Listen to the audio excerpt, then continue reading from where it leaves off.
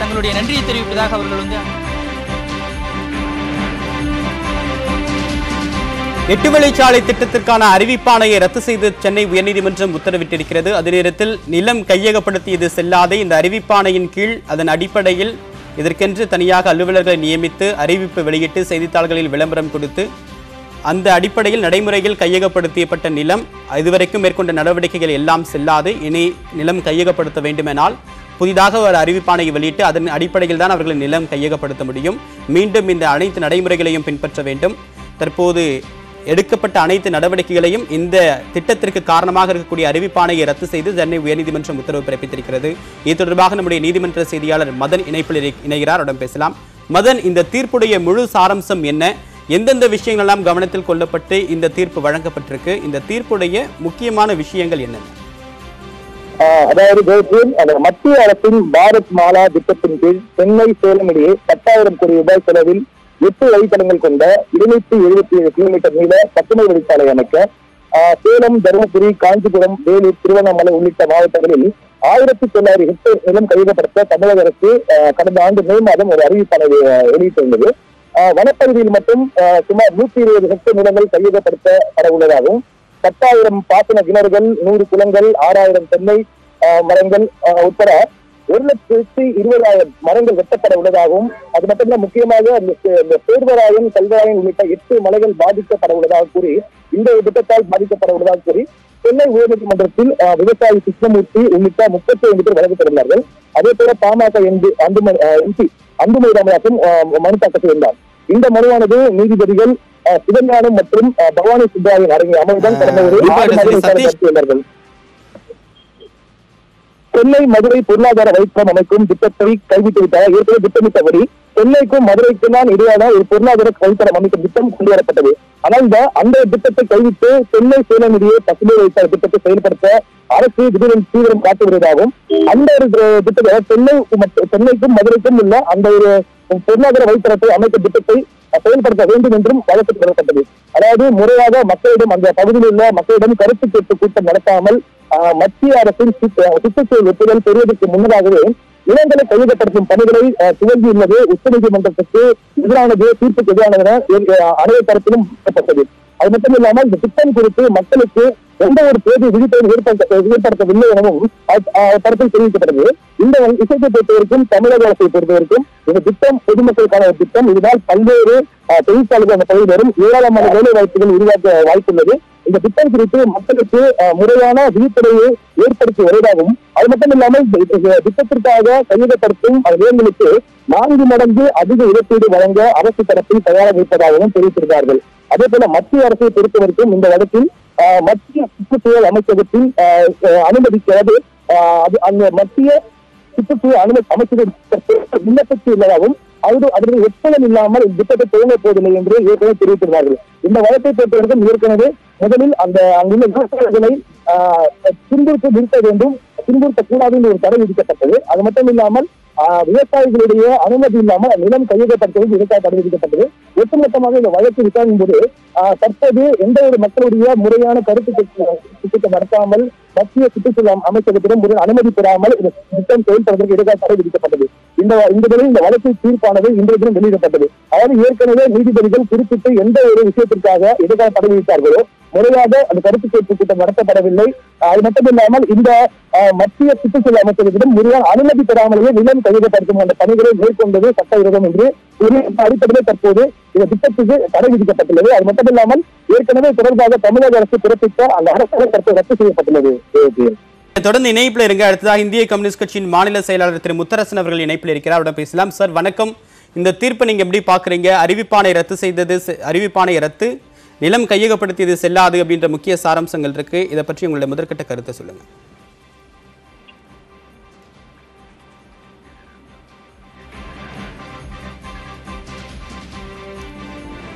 இந்திய கம்யூனிஸ்ட் கட்சியின் மாநில செயலாளர் திரு முத்தரசன் அவர்கள் இணைப்பில் இருக்கிறார். சார் வணக்கம். இந்த தீர்ப்பை பற்றி உங்களுடைய கருத்து என்ன?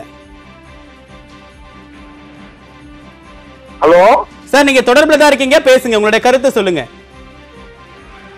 செயலாளர் பாலகிருஷ்ணனுக்கு மன்னிக்கவும். இந்திய மார்க்சிஸ்ட் கம்யூனிஸ்ட் கட்சியின் மாநில செயலாளர் திரு கே பாலகிருஷ்ணன் அவர்கள் இணைப்பில் இருக்கிறார். சார், நீங்க உங்களுடைய கருத்தை சொல்லுங்க. எடப்பாடி அரசாங்கத்துக்கு சொல்ல விரும்புறேன். அதாவது மக்களுடைய விருப்பத்துக்கு மாறா ஏற்கனவே 3 சாலைகள் இருக்கிற போது 4வது சாலை தேவையில்லை என்ற அடிப்படையில் மார்க்சிஸ்ட் கம்யூனிஸ்ட் கட்சி உட்பட பல கட்சிகள் இந்த போராட்டத்தை நாங்க நடத்தினோம். அதுல அரசாங்க விவசாயிகள்கிட்ட கருத்து கேட்பு கூட்டம் நடத்துவதை கூட செய்யாம, சுற்றுச்சூழல் அனுமதியும் பெறாம, தானடிச்ச மூப்பா விவசாயிகள்கிட்ட நிலத்தை கையகப்படுத்துறதுக்கு முன்னாடி அவங்களுடைய ஒப்புதலையும் பெறாம, தானடிச்ச மூப்பா போலீஸ வச்சுக்கிட்டு அராஜகம் பண்ணி பெண்களையும் ஆண்களையும் மிரட்டி கைது செய்து ஒரு மோசமான நடவடிக்கை நிலத்தை கையகப்படுத்தினாங்க. இதை எதிர்த்து வழக்கு உயர்நீதிமன்றத்துக்கு வந்தது. உயர்நீதிமன்றம் ஏற்கனவே இடைக்கால தீர்ப்பு வர்ற வரைக்கும் நீங்க கையகப்படுத்த கூடாதுன்னு தடை விதிச்சிருந்தாங்க. இன்னைக்கு நீதிமன்றம் தெளிவா என்ன சொல்லியிருக்காங்கன்னா, ஏற்கனவே தமிழக அரசு விதிச்சிட்டு அந்த ஆணையை ரத்து பண்ணிட்டு, அது மட்டும் இல்ல கருத்து கேட்பு கூட்டம் நடத்தி விவசாயிகள் ஒப்புதல் பெறணும். 2வது மத்திய சுற்றுச்சூழல் அனுமதி பெற்ற பிறகுதான் நீங்க இந்த திட்டத்தை செயல்படுத்த முன்வரணும்னு சொல்லுவது என்பது விவசாயிகளுக்கும் நாங்க நடத்தின போராட்டத்தையும் கிடைச்சிருக்கிற ஒரு இடைக்கால வெற்றி என்பதைத்தான் நான் இந்த நேரத்தில் சுட்டிக்காட்ட விரும்புறேன். இதற்கு பிறகாவது எடப்பாடி அரசாங்கம் இந்த திட்டத்தை முற்றாக கைவிடுவதற்கு முன்வர வேணும். இல்லை என்று சொன்னால் தொடர்ந்து அந்த பகுதி விவசாயிகள் நீங்க கருத்து கேட்பு கூட்டங்கிற பேர்ல ஒரு நாடகம் மாதிரி நடத்தி நீங்க செஞ்சீங்கன்னா திரும்பவும் விவசாயிகளுடைய போராட்டம் வலுவடைகிறதுக்கு தான் அது வழி செய்யும். எனவே இந்த போராட்டம் விவசாயிகளுக்கு கிடைத்திருக்கிற ஒரு இடைக்கால வெற்றி என்பதை நான் தெரிவித்துக் கொள்வதோடு எடப்பாடி அரசாங்கத்துக்கு கிடைத்திருக்கிற ஒரு மரண அடி என்பதை நான் தெரிவிச்சுக்க விரும்புறேன். இது ஒரு இடைக்கால வெற்றி அப்படின்ற ரீதியில சொல்றீங்க, அரசுக்கு கிடைத்த மிகப்பெரிய பின்னடைவு அப்படின்னு சொல்றீங்க. அதே நேரத்தில் பாமக தரப்புல நாங்க அவங்க மேல்முறையீடு பண்ணா நாங்களும் மேல்முறையீடு பண்ணுவோம், உச்சநீதிமன்றத்துல கேவியட் மனு தாக்கல் செய்வோம் அப்படின்ற அவங்க நிலைப்பாடை சொல்றாங்க. ஒரு பக்கம் இது ஒரு திட்டத்தை எதிர்ப்பு அப்படின்னு பாக்குறது இல்லாம அரசியலையும் பொருத்தி பார்க்க வேண்டியிருக்கு. பாமகவுடைய கருத்தை நீங்க எப்படி பாக்குறீங்க? பாட்டாளி மக்கள் கட்சி தாங்க இப்ப பதில் சொல்லணும். அதாவது எடப்பாடி அரசாங்கத்தோட தான் அவங்க கூட்டு வச்சிருக்கிறாங்க. எடப்பாடி அரசாங்கத்தோட கூட்டணி சேர்ந்துக்கிட்டு அரசாங்கம் 8 வழிச்சாலை நிறைவேற்ற போறேன்னு சொல்ற போது இவங்க அதை எதிர்த்து போராட்டம் நடத்துறதுங்கிறது ஒரு நாடகம் தான் நான் தெரிவிக்க விரும்புறேன். எந்த அரசாங்கம் 8 வழிச்சாலை போடுகிறதோ அந்த அரசாங்கத்தை ஆதரிச்சுக்கிட்டு அந்த அரசாங்கம் வெற்றி பெறும் சொல்லிட்டு 8 வழிச்சாலையை மட்டும் எதிர்ப்பது எந்த விதத்துல நியாயம்? எனவே அவங்க சொல்ற அந்த வாதம் என்பதெல்லாம் எடுபடாது. சொல்ல போனா இவங்க மேல்முறையீடுக்கு போவாங்களா இல்லையா நமக்கு தெரியாது. ஆனா மேல்முறையீடுக்கு போனா அப்பேற்பட்ட எடப்பாடியோட எதுக்கு இவங்க கூட்டு வச்சிருக்கணுங்கிறதா என்னுடைய கேள்வி. உங்களுடைய விரிவான கருத்துக்களுக்கு மிக்க நன்றி திரு கே பாலகிருஷ்ணன். அடுத்ததாக முன்னாள் நாடாளுமன்ற உறுப்பினர் திரு செல்வ கணபதி அவர்கள் நம்முடன் இணைப்பில் இருக்கிறார். பேசலாம் சார். வணக்கம். தற்போது தீர்ப்பு பற்றி உங்களுடைய கருத்து என்ன சார்? நீதிமன்றம் ஒரு சரியான தீர்ப்பை கொடுத்திருக்கிறது. மக்கள் உணர்வுகளுக்கு மதிப்பளித்து ஒரு நல்ல தீர்ப்பு வந்திருக்கிறது. ஒரு அராஜகமான முறையில் தேவையற்ற ஒரு 8 வழிச்சாலை என்ற பெயரில் 10,000 கோடிக்கு மக்களுடைய வரிப்பணம் வீணடிக்கிற வகையிலே தான் இந்த அரசு ஏதோ ஒரு எக்ஸ்ட்ரேனியஸ் கன்சிடரேஷன் என்று சொல்லக்கூடிய அளவிலே ஊழல் அரசாக திட்டங்களை தீட்டுவது பணம் சம்பாதிப்பதற்கு என்ற நிலையில இருந்த காரணத்தினாலே தான் ஒரு தேவையற்ற திட்டத்தை, அதுவும் ஆயிரக்கணக்கான விவசாயிகள் பாதிக்கிற வகையில, விளைநிலங்கள் பாதிக்கிற வகையில பல போராட்டங்கள், பல சங்கடங்களை உருவாக்கி சீர்குலைத்திருக்கிறார்கள். அதை நீதிமன்றம் தெளிவாக இன்றைக்கு புரிந்து கொண்டு ஒரு தீர்ப்பை வழங்கியிருக்கிறது. இந்த அரசை பொறுத்தவரை இந்த 8 வழிச்சாலை திட்டத்தை கைவிட வேண்டும். இதை எதிர்த்து போராடியவர்கள் எல்லாம், இந்த 8 வழிச்சாலையை எதிர்த்து போராடியவர்கள் இன்றைக்கு கொண்டு சேர்ந்து கூட்டணி வைத்து ஒரு போலித்தனமான சந்தர்ப்பவாத கூட்டணி வைத்து இந்த நாட்டு மக்களை ஏமாற்றுகிற வகையில இன்றைக்கு முடிவெடுத்து தேர்தல் களத்தில் இருக்கிறார்கள். அவர்கள் அத்தனை பேரும் இன்றைக்கு எக்ஸ்போஸ் தரவுலி, அவர்கள் முகத்திரை கிழிக்கப்பட்டிருக்கிறது. இப்ப என்ன அவங்க பதில் சொல்ல போறாங்கன்னு தெரியல. திரு செல்வ கணபதி, ஒரு பக்கம் விவசாய சங்கங்கள் வழக்கு தொடர்ந்தாங்க. அந்த வழக்கின் அடிப்படையிலும் சரி, பாமக தரப்புலையும் இந்த திட்டத்தை ஆரம்பத்தில் எதிர்த்தாங்க, இப்போ வரைக்கும் எதிர்க்கிறாங்க. மேலும் மேல்முறையீடு போனா அப்பவும் நம்ம வழக்கு தொடருவோம் அப்படின்றதான் பாமக நிலைப்பாடு. இது நீங்க எப்படி அவங்களுடைய முகத்திரை கிழிஞ்சிருச்சு அப்படின்னு சொல்ல முடியும்? அவங்களோட நிலைப்பாடுல அவங்க தெளிவா இருக்காங்க இல்லையா? தெளிவான நிலைப்பாடு அல்லங்க, இது மக்களை ஏமாற்றுகிற நிலைப்பாடு, ஒரு போலித்தனமான நிலைப்பாடு.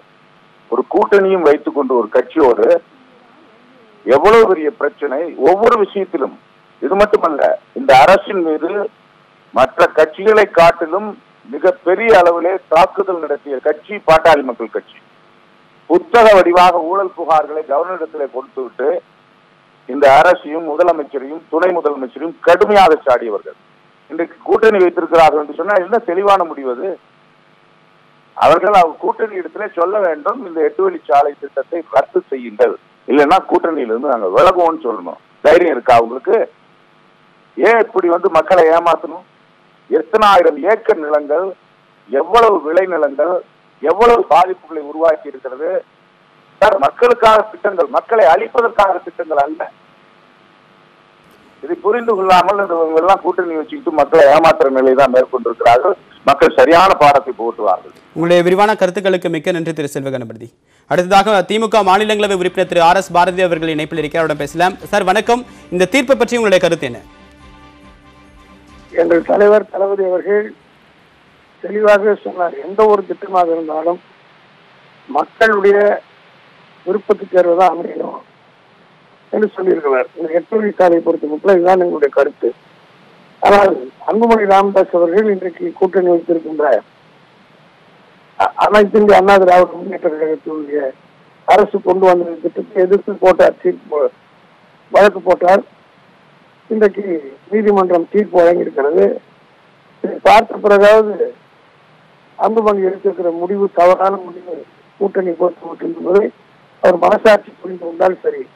ஆக இந்த தீர்ப்பானது மக்கள் எல்லோரும் எதிர்பார்த்த வகையில் நல்ல வகையில் தீர்ப்பு வழங்கப்பட்டிருக்கிறது. இதை பார்த்தாவது அரசு திருந்த வேண்டும். இது எடப்பாடி பழனிசாமி அரசுக்கு கிடைத்த ஒரு பெரிய அடி போலதான் நான் கருதுகிறேன். தொடர்ந்து நீதிமன்றத்தில் அவர் மீது தொடரப்பட்ட வழக்குகள் எல்லாம் இதே போன்ற ஒரு முடிவுதான் வரும் என்று நான் நம்புகிறேன். உங்களுடைய விரிவான கருத்துக்களுக்கு மிக்க நன்றி திரு RS பாரதி. அடுத்ததாக அமைச்சர் ஜெயக்குமார் அவர்கள் இணைப்பில் இருக்கிறார், பேசலாம். சார் வணக்கம். இந்த தீர்ப்பை பற்றி உங்களுடைய கருத்து என்ன சார்? தீர்ப்பை பொறுத்தவரை இன்னும் முடிந்த அளவுக்கு ஜட்ஜ்மெண்ட் எங்களுக்கு கிடைக்கல. ஒண்ணு. ரெண்டாவது விஷயம் பொதுவாக அம்மாவுடைய அரசை பொறுத்தவரை விவசாயிகள் நலன் காக்கின்ற அரசு இந்த திட்டம் நகாய் NHA national highways authority of India limited கொண்டு வரும்போது ஒரு போக்குவரத்து முழுமை அளவுக்கு ஒரு தடை இல்லாமல் எல்லா பகுதிகளுக்கும் சென்ற வேண்டும் என்ற ஒரு பொது நோக்கோடு போடப்பட்ட திட்டம். ஏன்னா மாநில அரசுடைய கடமை பொறுத்தவரை ஒரு மத்திய அரசு திட்டம் கொண்டு வரும்போது அதுக்கு நிலம் கையகப்படுத்தி கொடுப்பது என்பது ஒரு கட்டாயம். ஏன்னா அந்த அடிப்படையில் நம்ம நிலம் கையகப்படுத்திடும். ஆனால் இப்பொழுது உயர் நீதிமன்றம் பொறுத்தவரை ஒரு என்விரான்மெண்ட் கிளியரன்ஸ் இது வாங்கலன்ற மாதிரி ஒரு இது கருத்து சொல்லியிருக்காங்க. எனவே இதெல்லாம் அலசி ஆராய்ந்து முழுமை அளவுக்கு ஒரு முடிவு அரசால் இப்போதைக்கு என்னால் சொல்ல முடியாது. ஒரு முடிவு அரசை பொறுத்தவரை ஒரு மேற்கொண்டு எல்லாத்தையும் இந்த தீர்ப்பு எல்லாம் படித்து பார்த்துக்கிட்டு அரசு இது குறித்து உரிய முடிவு உரிய நேரத்தில் எடுக்கும். ஆனால் ஒண்ணு மட்டும் நிச்சயமா சொல்றேன், எந்த ஒரு முடிவாக இருந்தாலும் சரி நம்முடைய அம்மாவுடைய அரசை பொறுத்தவரை விவசாயிகள் நலன் காக்கின்ற அரசாகவும் அதே போன்று எல்லோரும் நலன் காக்கின்ற அரசாகவும் நிச்சயமாக இருக்கும். அந்த அடிப்படையில் தான் அரசுடைய நிலை தெளிவாக உள்ளது. திரு ஜெயக்குமார், மத்திய அரசு கொண்டு இந்த திட்டத்தை மாநில அரசு வெறும் நிலம் கையகப்படுத்தக்கூடிய வேலையில் தான் இருக்கும், மற்றபடி எங்களுக்கு இதுல எந்த ரோலும் இல்லை அப்படின்னு சொல்றீங்க. இப்ப அரசாணையை உயர்நீதிமன்றம் ரத்து செஞ்சிருக்கு, நிலம் கையகப்படுத்தியதும் செல்லாது அப்படின்னு சொல்லியிருக்கு. மீண்டும் மேல்முறையீடு போகணும், மாநில அரசு தரப்புலையோ மத்திய அரசு தரப்புலையோ போகணும் அப்படின்னு சொன்னா உங்க கூட்டணியில் இருக்கக்கூடிய பாமக எதிர்ப்பு தெரிவிக்குது, நாங்க கேவியட் தாக்கல் பண்ணுவோம் அப்படின்னு சொல்றாங்க. இதை எப்படி நீங்க பாக்குறீங்க? மத்திய அரசு போய் தான் பண்ணி திட்டத்தை நடைமுறைப்படுத்தி தான் தீரணும் அப்படின்னா நீங்க செய்வீங்களா? இல்ல, இது இப்ப ஒவ்வொரு கட்சிக்கும் ஒரு கொள்கை உண்டு. கொள்கை வேறு, கூட்டணி வேறு. நம்முடைய முதலமைச்சர் கூடாலோ ஹலோ இணைப்புல இருக்கீங்க, பேசுங்க பேசுங்க. இல்ல பாஜக நடத்தணும் இல்ல திட்டத்தை நிறைவேற்றணும்னு சொன்னா நீங்க வேண்டாம்னு சொல்ல மாட்டீங்க. இல்ல நம்முடைய மாண்புமிகு முதலமைச்சர் அவர்கள் கூட தெளிவாகவே சொல்லியிருக்கிறார்கள். கொள்கை என்பது ஒரு கட்சி கொள்கை என்பது அதே போன்று கூட்டணி. இப்போது எங்களை பொறுத்தவரை கூட்டணி தான். பாமக பொறுத்த ஒரு கொள்கையின் அடிப்படையில அதை எதிர்த்தார்கள்.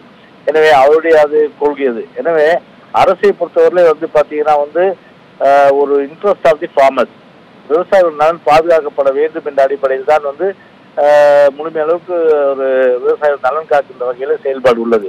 எனவே அந்த அடிப்படையில் வந்து நிச்சயமாக வந்து வரும் காலத்தில் இந்த முழுமையளவுக்கு ஜட்ஜ்மெண்ட்டை நம்ம வந்து படித்து பார்த்து அதன் அடிப்படையிலே முழுமையளவுக்கு விவசாய நலன் எந்த வகையிலே பாதுகாக்கப்படும் என்பதெல்லாம் அலசி ஆராய்ந்து அதன் அடிப்படையிலே தான் விவசாய நலன் பாதுகாக்கப்படுவதில் அந்த முடிவுகள் இருக்கும். இல்ல விவசாய நலன் காக்கிற அரசு அப்படின்னு நீங்க சொல்றீங்க, மத்திய அரசு இந்த திட்டத்தை நிறைவேற்றுது அப்படின்றது ஒரு நிலைப்பாடு எடுக்கிறாங்க. நாங்க விவசாயிகளுக்கு ஆதரவா இருக்கிறோம்னு சொல்லிட்டு பாமக நாங்க எதிர்க்கிறோம்னு சொல்றாங்க. இதுல அதிமுகவோட நிலைப்பாடு என்ன? அதுதாங்க நான் சொல்றேங்க. இப்ப வந்து கூட்டணி என்பது வெறும் அதாவது கொள்கை என்பது ஒரு கட்சிக்கு கொள்கை இருக்க கொள்கை அடிப்படையில வந்து அவர்கள் எதிர்த்தார்கள். இல்ல நீங்க என்ன செய்ய போறீங்க? அதிமுக அரசு என்ன செய்ய போகுது? இப்போதை பொறுத்தவரையில வந்து முழுமை அளவுக்கு வந்து தீர்ப்பின் நகல் வந்து கிடைத்தவுடன் அதன் பிறகு வந்து அரசு வந்து முழுமை அளவுக்கு வந்து முடிவு செய்யும். தீர்ப்பு நகல் வராம நான் எப்படி சொல்ல முடியும்? நானு தீர்ப்பு நகல் மட்டும் ஃபர்ஸ்ட் உங்களை மட்டும் ஆனா டிவில தான் பார்த்தேன். நான் உங்களோட விரிவான கருத்துக்களுக்கு மிக்க நன்றி திரு ஜெயக்குமார்.